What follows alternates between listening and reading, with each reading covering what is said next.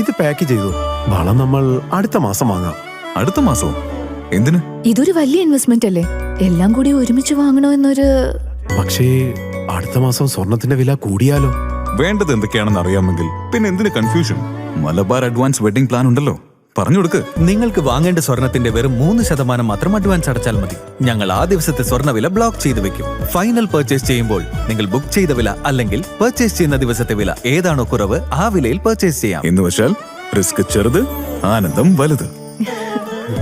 കൊള്ളാല്ലേ? എന്റെ കുടുംബം, എന്റെ ആഘോഷം, എന്റെ മലബാർ. മലയോരത്തിന്റെ സ്വന്തം പ്രാദേശിക ചാനൽ HNN.